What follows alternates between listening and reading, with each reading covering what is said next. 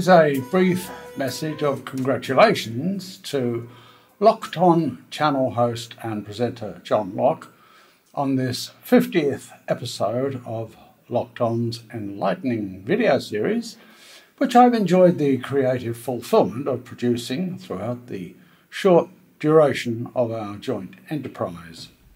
Having first encountered John at numerous freedom rallies and regular Rockingham Stand in the Park group meetings, it was immediately clear his deep understanding of the key relevance of the 1215 Magna Carta's Article 61 needed a broadcast platform for the wider dissemination of this little known and poorly understood, yet urgently essential information. John readily accepted my proposal to consider the best MO to accomplish this noble objective, and thankfully for me as a producer, he instantly proved a confident and articulate presenter. Our subsequent video productions were promptly rewarded with encouraging comments and positive feedback enough to continue the educational series beyond the initial pilot phase. Accordingly, we now look forward to bringing you further in-depth investigations and edifying reports covering all aspects of authentic law, reinforced by ongoing updates during this pivotal time of tumultuous change. As independent content providers, we'll never shrink from reporting uncensored facts aided by valuable information and beneficial resources for everyone enjoined in this epic struggle to restore absolute truth and authentic justice to their rightful thrones. So please assist our efforts by forwarding and distributing the information however best you can. Thank you. Hello and welcome again. On this occasion of the 50th video in this series, I want to pay special credit and publicly offer heartfelt thanks to my producer, Tony Lambert of Secret Harbour Sessions. Tony and I first met over 2 years ago when we were both visitors to weekly Sunday meetings on a local foreshore, attended by others who were awake to the gross improprieties of our state and federal governments concerning the alleged pandemic of 2019.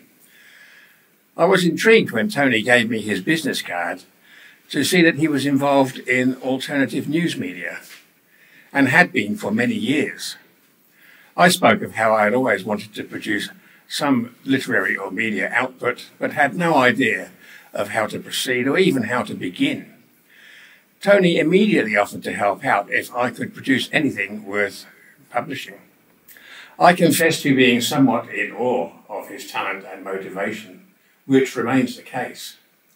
After a while, we got together at his studio, and this series is the result. I never imagined at first that it would extend this far, or that the videos would be seen in many different countries. A huge amount of this success I attribute to Tony's expertise and his very generous donation of time and resources to this project. He is always seeking ways to improve the quality of his work, and I think this shows in the audio and visual aspects of the series over time. We have become firm friends, and for my part, I can't thank him enough for the change that meeting him has brought into my life. If anyone needs any assistance with similar media productions, I can only offer my strongest recommendations to getting in touch with Tony. He is a thorough professional with a loyalty to truth and honesty unmatched in many. That last sentiment segues into this video's topic. Most of these talks have centred around information as to the origins of our law and constitution, with specific advice on how we may act to correct the woefully corrupt system of governance afflicting us. Or perhaps more appropriately, I might say should act. I'm normally hesitant about using the word should, as everyone has the right to choose their own action and decisions in life. But there are certain issues which supersede mere personal preferences, because the incorrect acts or omissions result in harm, sometimes very serious or even fatal harm to others.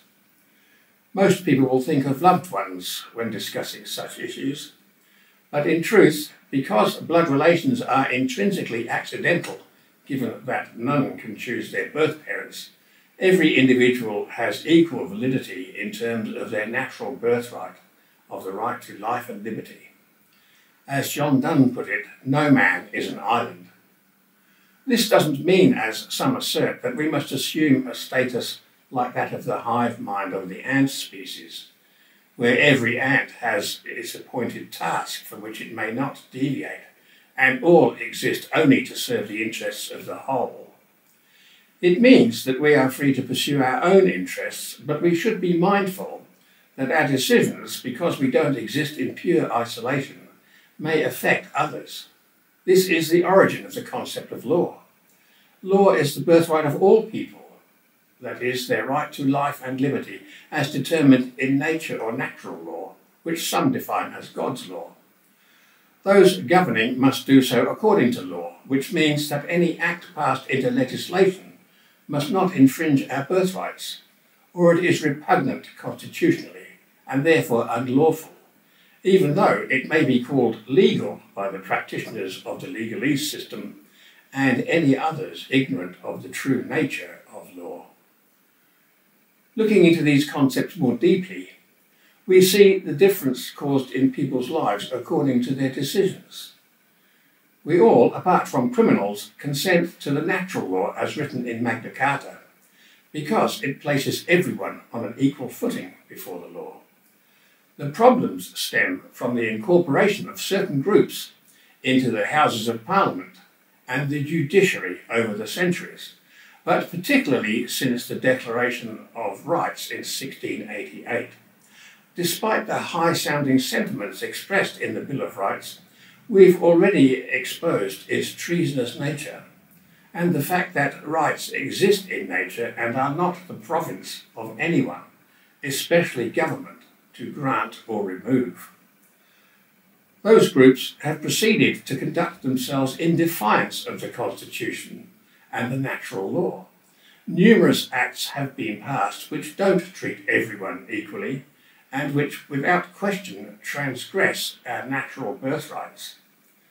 The most obvious example is the existence of magistrates' courts, with the imposition of arbitrary punishments without recourse to our natural right of trial by jury.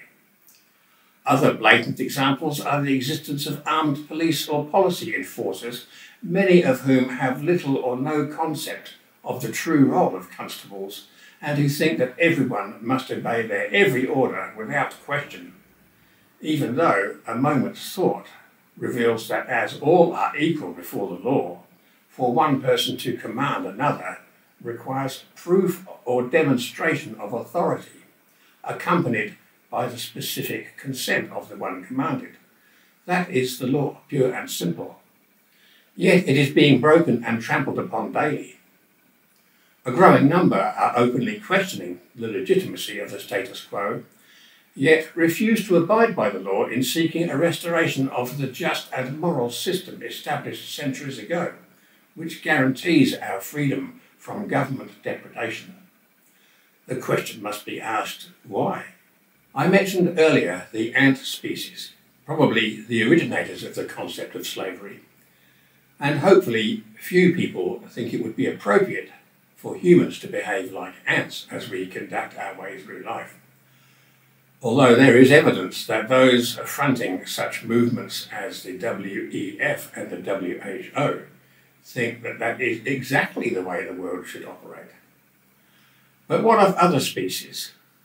Would it be any less inappropriate for humans to behave like, say, herds of antelope, schools of fish, floats of crocodiles, or, I hesitate to say it, flocks of sheep? Our nature as a species is that of a predator. We may be omnivorous when it comes to our diet, but because we must rely on our reason to solve life's daily problems, we tend to view everything in our environment as something which, if possible, should be utilised.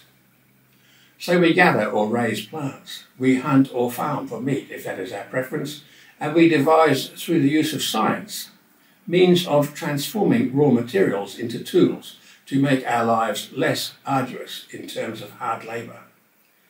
Civilization has enticed many of us to become less predatory, but such changes as created by the Industrial Revolution happen far faster than the evolution of our basic nature as a species, if indeed that nature actually evolves at all. Anyone awake to the events of history, certainly the history of the last 3 years, can see clearly that there is an element of humanity that is always ready to float with the crocodiles and take down anyone foolish or sleepy enough to allow themselves to become prey. But the great mass appear quite willing to behave like a herd of antelope with lions circulating the outskirts. They sense an attack is coming, but hope that it won't be them that is taken. Maybe it will be the very young, the sick or injured, or the old and infirm, which is usually the case. Viewed in this scenario, perhaps the metaphor may cause some people who are refusing to stand for their and their progeny's freedoms and rights to repent, which literally means to rethink, from their abdication of their true role as thinking, reasoning beings, and behave as nature intended as sovereign entities. Nature doesn't ordain certain people to rule over others. Such paradigms are constructs devised by purported rulers and consented to by cowards. Sovereigns don't outsource vital functions to criminals, that is, those who want to steal and rob. Eugenicists think nothing of terminating tens of thousands, even millions, of those they haughtily deem unworthy of life, such as those in the aged homes complexes who were given remdesivir and midazolam during the alleged pandemic and succumbed accordingly. Evidence then and now shows that simple vitamin D supplements, together with other very inexpensive medications, would have preserved many of those lives. Yet the herd stood by as the hyenas moved in and cut out the most vulnerable. Not a very edifying picture, is it? People wrung their hands as their elderly relatives were effectively put to death, moaning, "What can we do?"